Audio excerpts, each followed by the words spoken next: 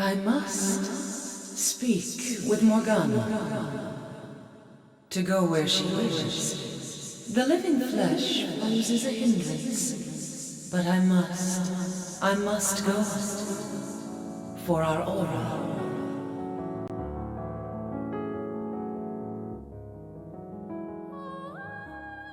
Hello everyone, and welcome back to another video focusing on the history of the .hack franchise. Within these videos, we are currently focusing on the original tetralogy series .hack IMOQ, which stands for Infection, Mutation, Outbreak, and Quarantine. Today I'm joined with RedBard, a well-known weeaboo and yaoi paddle historian on YouTube who has covered .hack in the past. They actually have a video about where to start if you're having a hard time getting into the series, so be sure to check it out. In the previous video, I covered Infection and the history of the series' development, including its connection to .hack Sign, an anime that takes place some time before the events within the games. Infection really acted as a short introduction into the concepts we would be experiencing in the remaining games within the series. Mutation, on the other hand, is longer in both its storyline and overall content. There's more to do, more places to explore, and a lot of additional optional content that players can access. This is really the point where IMOQ begins to truly open up, and you'll get to see that for yourself shortly. In my previous video, I briefly skimmed over Liminality and how it acts as an OVA series that takes place within specific points of each game's release. Some of the events that take place are rather important to certain events that begin to happen within the world and within the games as a whole. So in this video, we'll be going in depth about not only the initial OVA that came packaged with Infection, but this second episode that arrived with Mutation. If you haven't watched my previous video on the history of Infection, I suggest you do so now. Additionally, if you enjoy these videos and want to help support the channel, please consider liking the video and subscribing. It just takes a couple of seconds and really helps boost the reach of the video to .hack fans everywhere.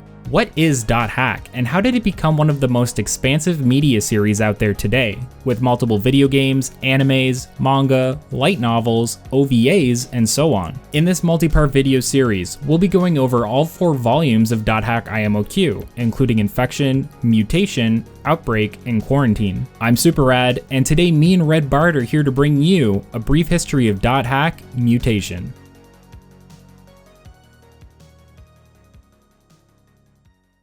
Hey, we covered most of the development history within the first video, so today we'll be focusing solely on the content within the game itself. But I will remind you that Mutation released September 19th, 2002 in Japan, which was just 3 months after the release of Volume 1. And this would be the plan for all future releases within the tetralogy as well. A 3-month span in between each release meant that players would get to keep the game fresh in their minds and wouldn't have to wait too long for the next release. Some of the major features that complemented this release schedule were data flags and save file conversion. Players that completed Infection could mark one of their save file slots as a data flag and then convert said data in Mutation, so they kept all of their progress. Anyway, let's get into the actual storyline.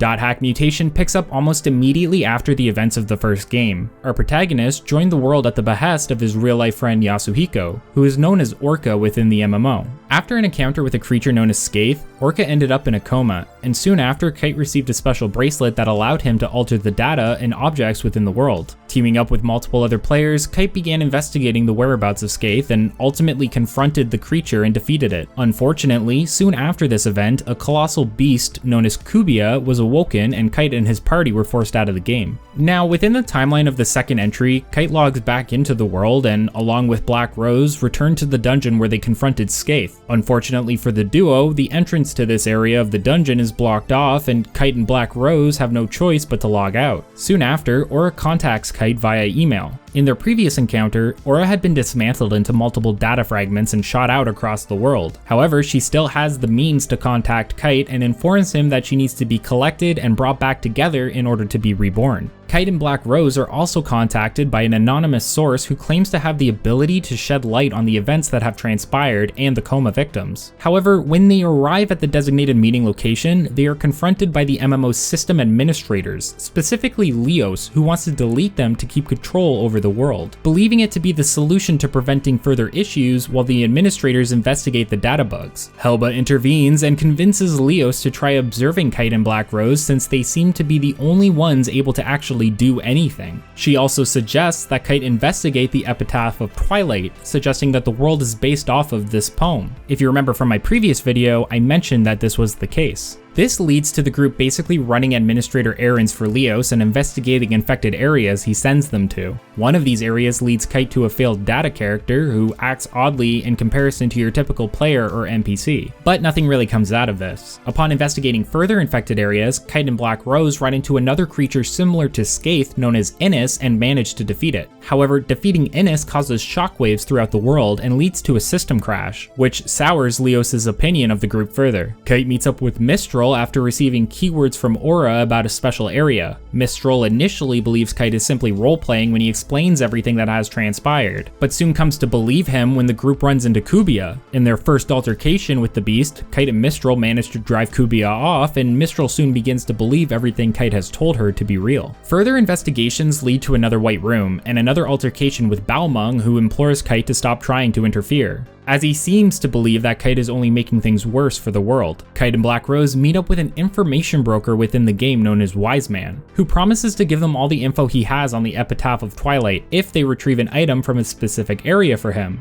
This area is protected, however, and turns out to be a test designed by Wise Man to find out more about the characters, figuring out that they have the ability to gate hack. Despite this, Wise Man stays true to his word and offers his member address as well as emailing Kite all he has about the poem. The section of the poem Wise Man offers details 8 phases of the Cursed Wave. These phases include Skaith, the Terror of Death, Innis, the Mirage of Deceit, Magus, the Propagation, Fidhel, the Prophet, Gore, the Machinator, Maha, the Temptress, Tarvos, the Avenger, and finally Korbanek, the Rebirth. These 8 phases are known as the Cursed Wave, and if you were paying attention, you can see that Kite has already run into 2 of them. Additionally, these were the names listed on the statue of Aura in Delta Hidden Forbidden Holy Ground. Wise Man also suggests that the group talk to Helba again, and informs them that she can be found in a special location known as Netslum, offering a sort of spell or password to access it. However, they are missing the keywords for the area. A BBS post points them in the direction of another failed data character who gives them said keywords. The area is protected, however, and it's none other than Balmung that provides the group with the required virus core. Yeah, Balmung.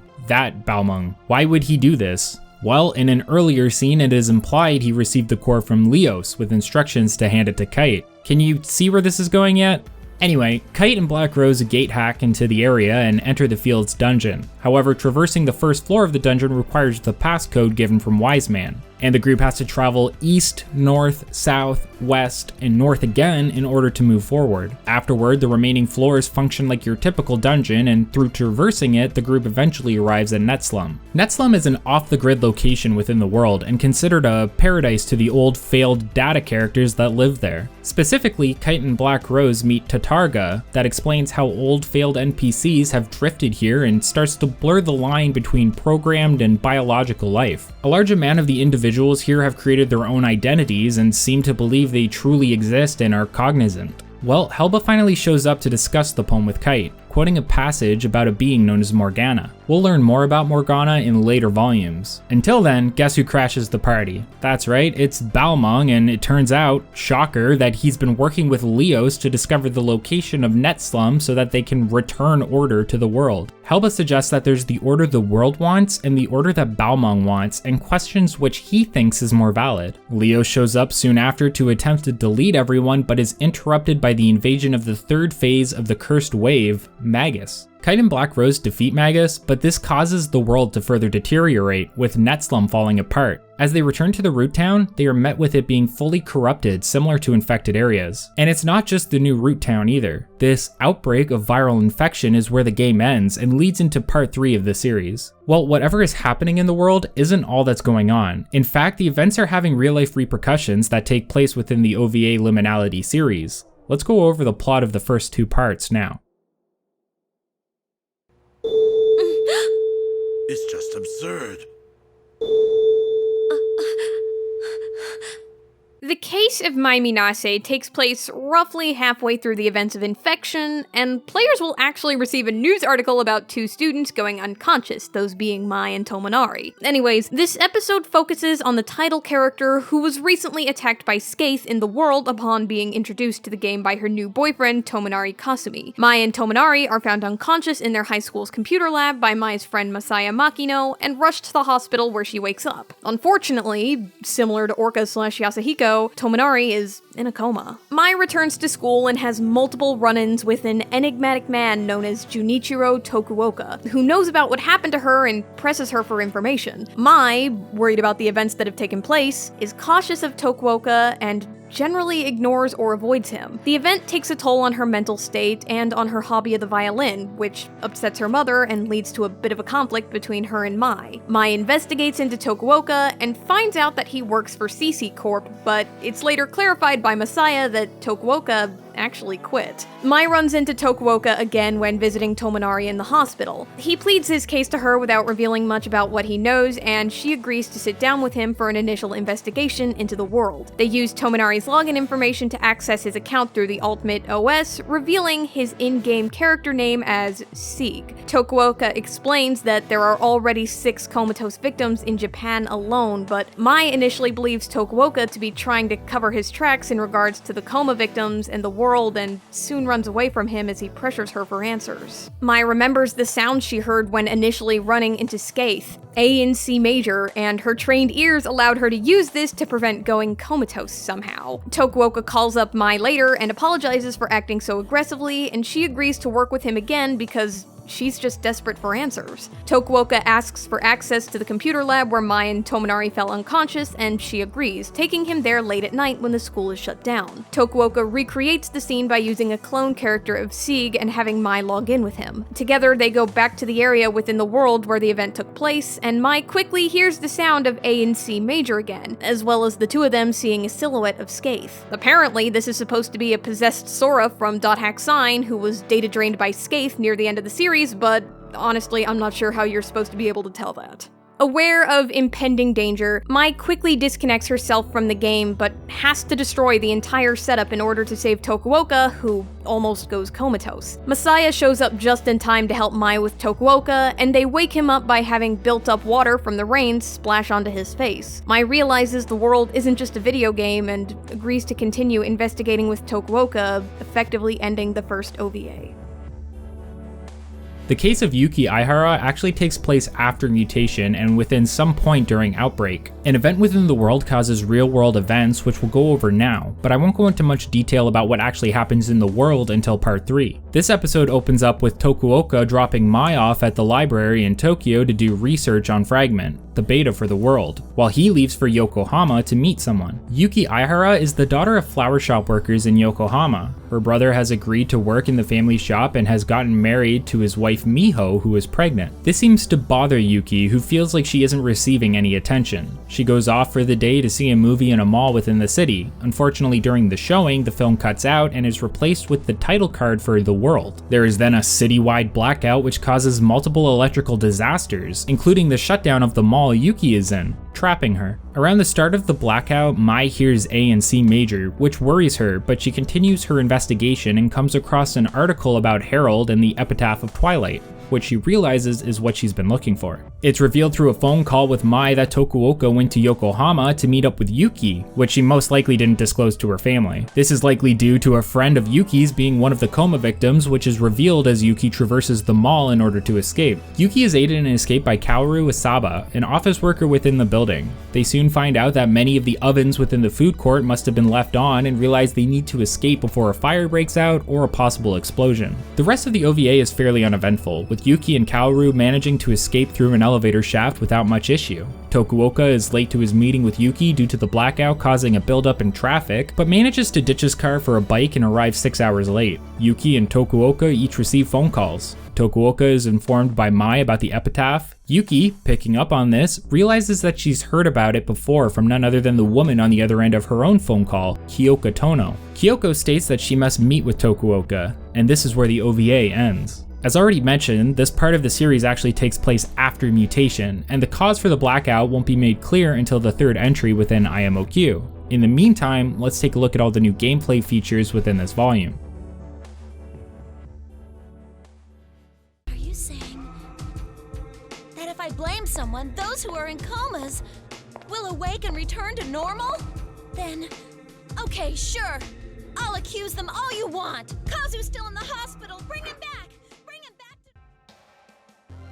Access to a new server is one of the main features of this volume. Lambda server is finally unlocked, and it comes with the root town Carmina Gadelica, which functions as a large bustling city location. This new town offers better spells, equipment, and consumables from various shops, but the main thing unlocked through Carmina Gadelica are the new grunties and the grunty flag races, which we'll get into later. Field areas can now go all the way up to 50, meaning it'll be easier for players to reach this level by grinding various dungeons, but combat has received even more of a difficulty spike. Enemies hit much harder and are more prone to using status ailments, and many are resistant to not only a single element, but potentially all physical or magical attacks. This means it's much more important for the player to build the right party composition for the area they want to explore, making sure they have the right elemental spells for some monsters. This generally requires the player to offer equipment to their party members, as well as make sure they have all the skills necessary to be effective. For example, giving Mistral the bat earrings allows her to use the Ol Rep healing ability, which is the most effective at this point in the game.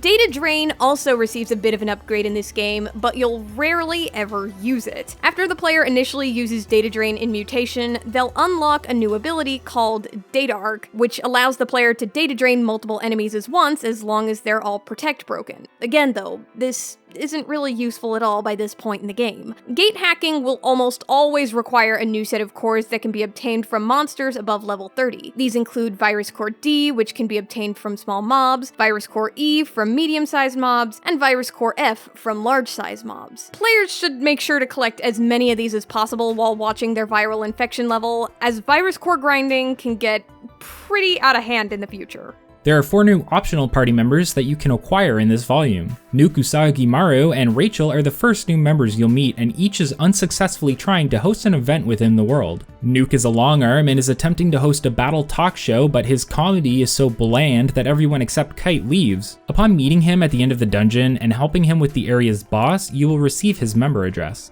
Rachel is a blade master and is attempting to run a trade event, but is missing a crucial item to make all of the trades between the members work. Kite travels through the dungeon to get the required item and performs a series of trades to make her event a success. Upon doing so, Kite receives Rachel's member address as well. While traversing these dungeons, Kite will run into the Twin Blade character Moonstone multiple times. After running into Moonstone 3 times through optional side content, he will offer his member address to Kite. Finally, after completing the fight against Kubia, Kite will be contacted via BBS to meet at a specific dungeon and will run into the Blade Master Marlowe. Upon helping Marlowe with the dungeon's boss, he will also offer his member address. Golden Goblins also mark their return in this volume. There are another 5 challenges Kite can take part in to earn various parts of the new Golden Goblin set.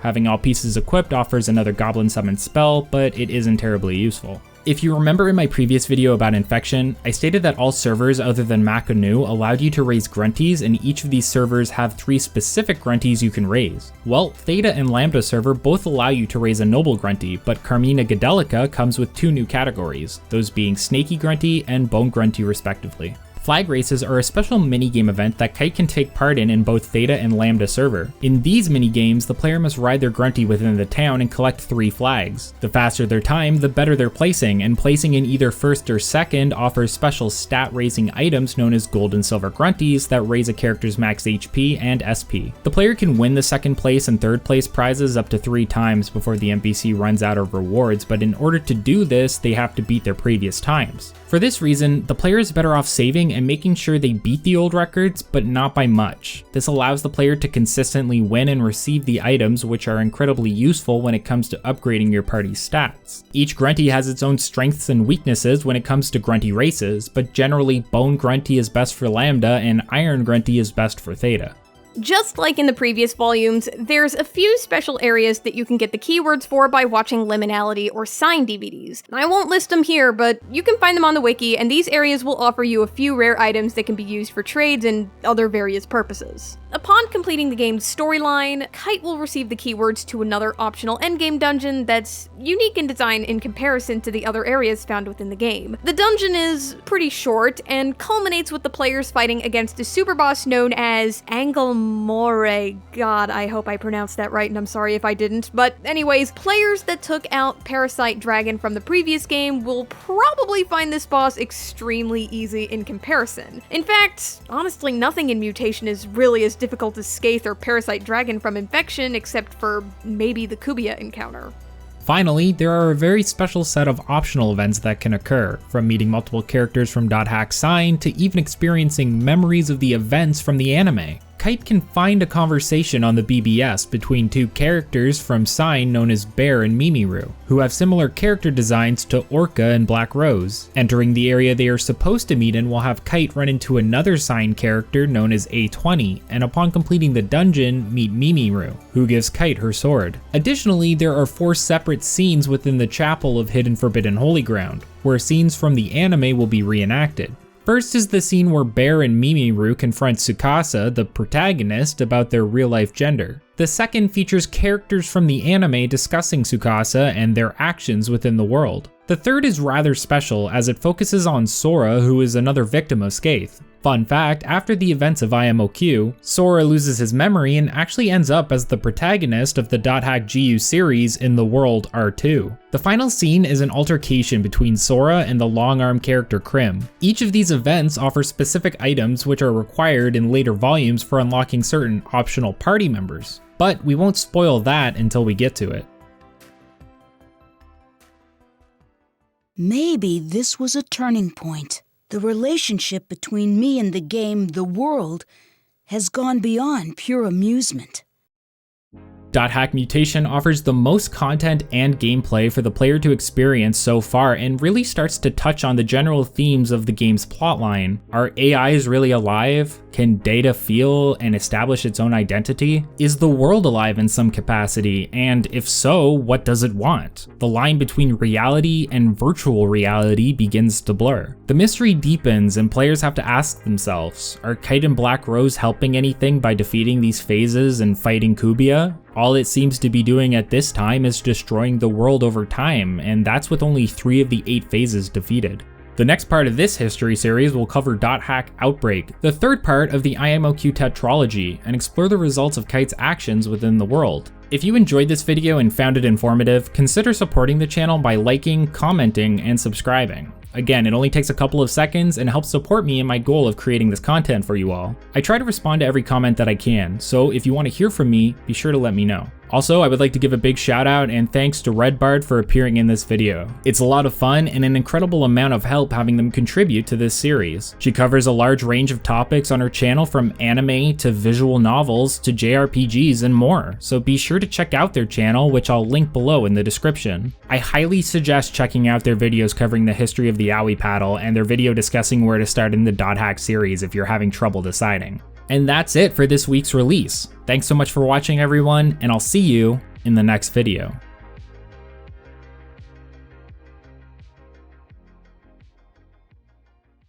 Tsukasa. The only thing you can't do is log out. Enter the world of .hack Sign, premiering Saturday, February 1st at 3. Let me go! Take the game, not the player. Why me? Only Toonami.